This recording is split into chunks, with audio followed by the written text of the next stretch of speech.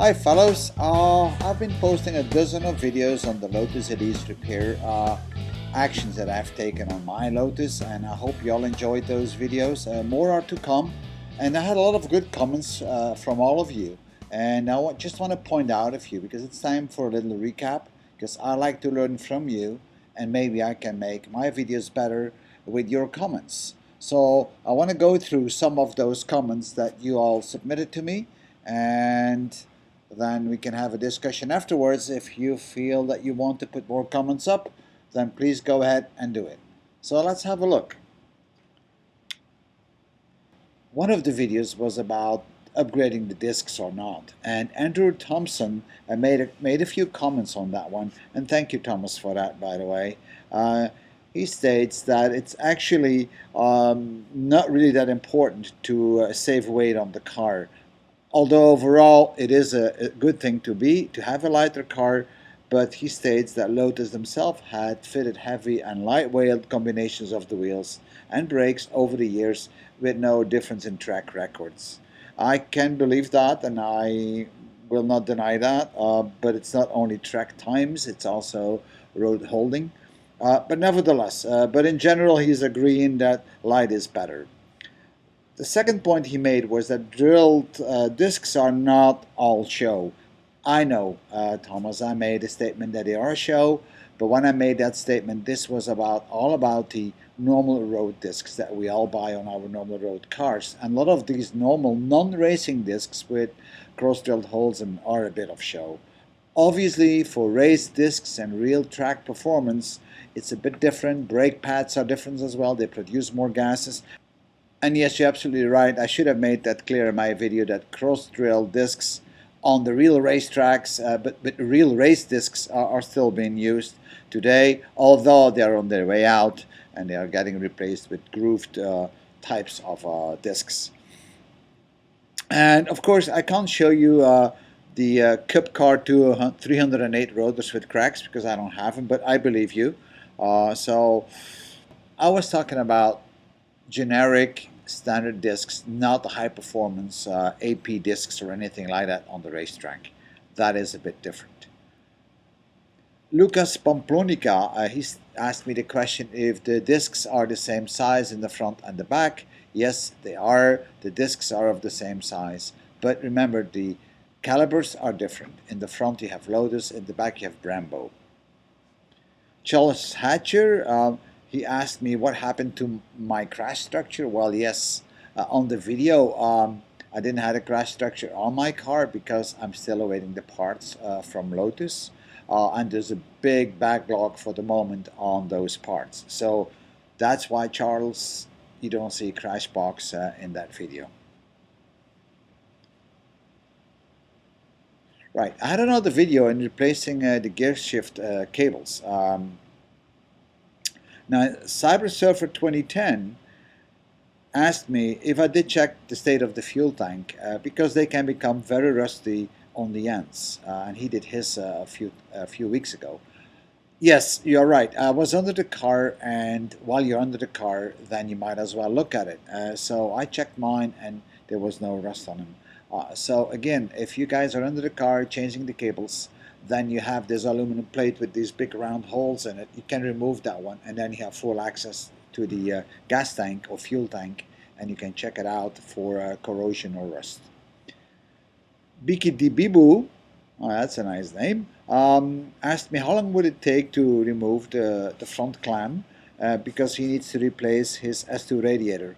Well, that depends a bit. I did remove the front shell on mine for the first time, and it took me an hour and a half. But then again, mine was damaged, so it was not fully intact, so I could do a couple of shortcuts. But I would think an hour and a half to 2 hours would probably be about right.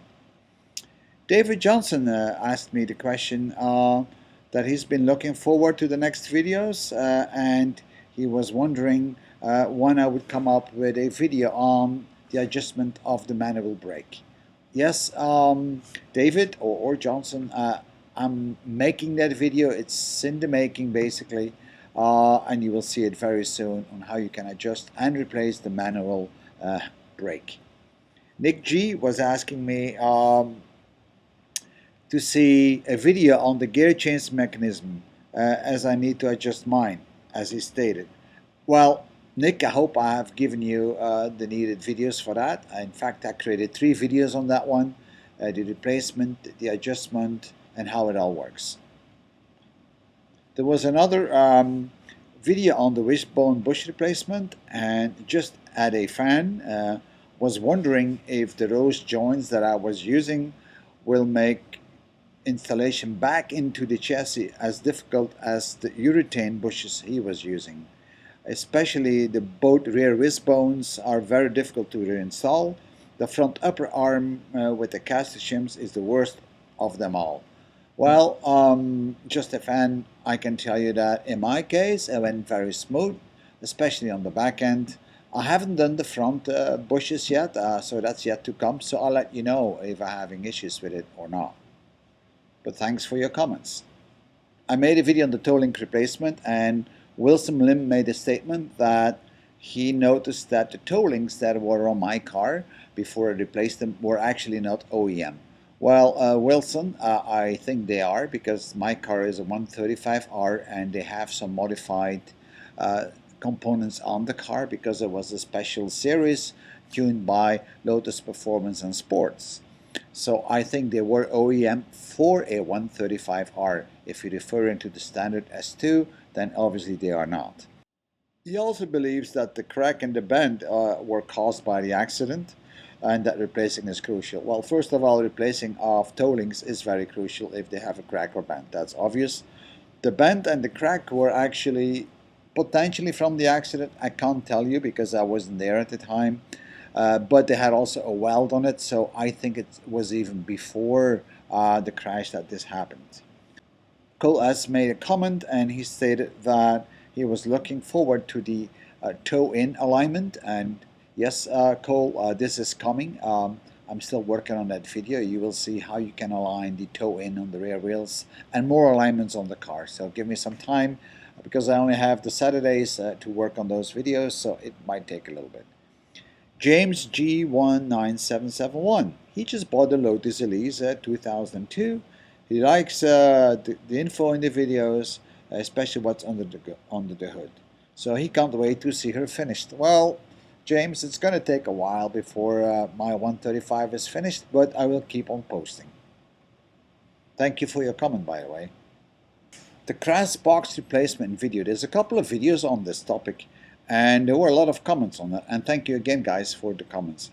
Sean Kane stated, some of the very experienced Lotus guys can get the crash boxes off as one piece without damage. They're using chisels and heat and wires and whatever. So yes, they do, but they have to be careful because once you try to get off the crash box, you should never use it again. Never use a second-hand crash box because it's so hard to get them off the chassis. I haven't seen anybody doing it properly anyway, or without damage. And never use a crash box which was repaired either, because that is not good practice, because you're playing with your safety. F-Zero Rumor stated that the proper term is oscillating saw. Well, thank you, F-Zero Rumor, for correcting my language, and I'm not saying this as a joke, but thank you. I'm not a native speaker, so I always like to learn. Swag PK Vids, he's asking me what alternative is there to Beta Seal and what am I planning to use.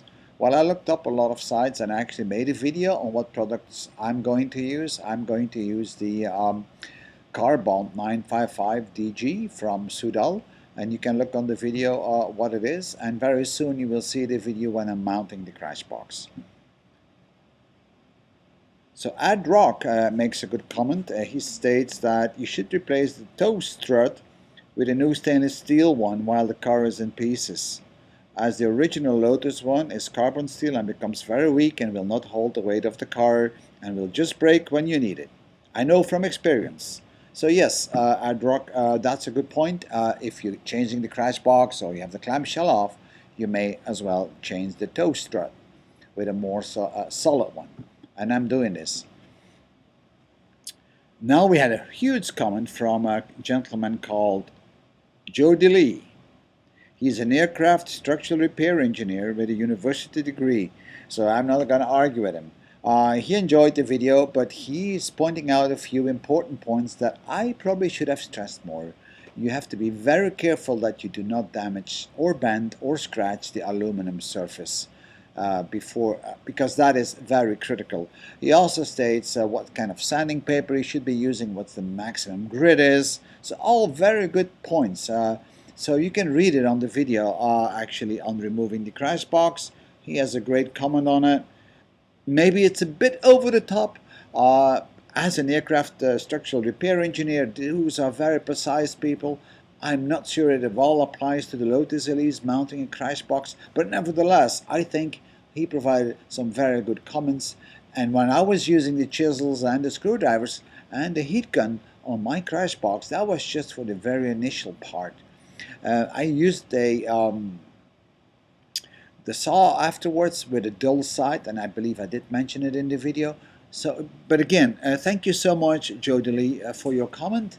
And everybody that is watching that video on removing the crash box should pay some attention to that, because there's some very good tips in it.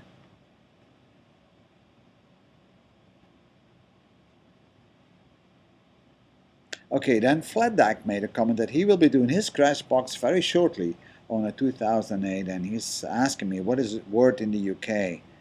And then you look with used parts. Well, first of all, Flatdack, I'm not going to use used parts for the crash box because it's all about safety.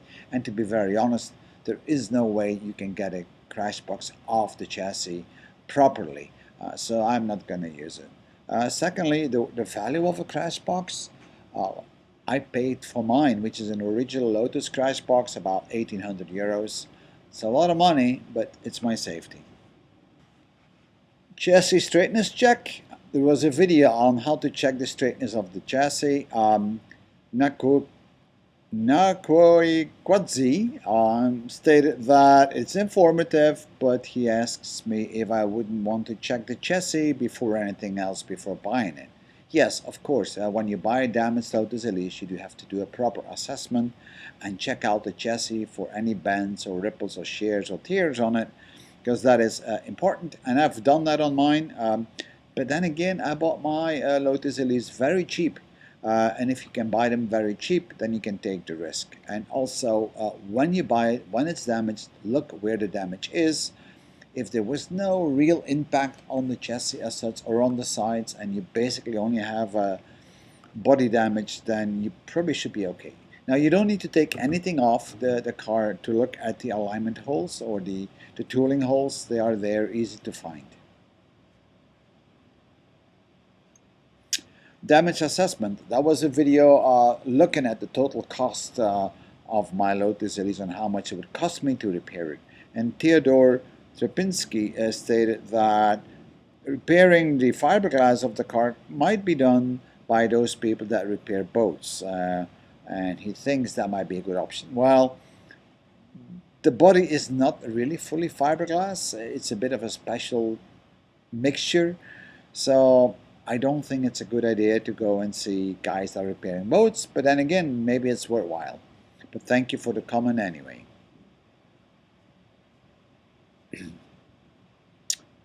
Clamshells. Yeah, I'm going to need 2 of them. Cole S. stated that he didn't hear about anything not to use aftermarket clamshells. He claims that it's okay to get them as long as they come from Elise Parts or lotushardtop.com, and that's where he's getting his ones. But you will run into issues if you get aftermarket stuff, like the ones that come from China. Yes, you're absolutely right. If you want to buy some decent clams, then you have to be willing to pay some money for it. And yes, you're absolutely right, Cole, as those 2 locations, as you mentioned, are good references to buy them. I'm going to buy the original ones because I like to keep my car original. But then again, that's up to everybody on his own to decide what they want to do with their car. Akira Nakayamana, he states that in the US there are a couple of places where you can make pretty good replacement clamshells, and he's not sure on how much shipping would be. There is also an Elise Parts in the UK which makes replacement clams. I think he's referring to the same as Cole S. I know that they are expensive, but might be better than trying to get it from Lotus themselves, as the wait times can be really long. Yes, you're absolutely right. This is one of the things you need to consider. If you're in a hurry, you will wait a long time to get the parts from Lotus because they're all handmade. But I don't mind. I have my time. And if you're in a hurry, then you might want to get it from the Elise parts or the Lotus hardtops.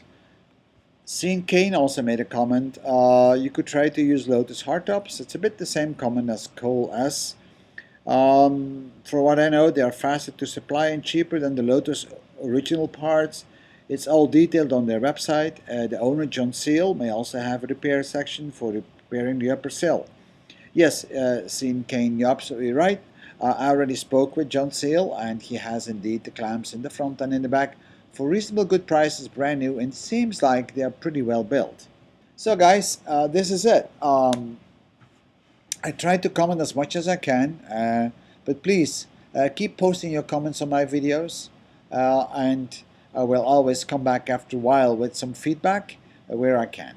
I have a whole raft of videos that are coming up, so keep watching, and I really appreciate your feedback. Thank you, guys.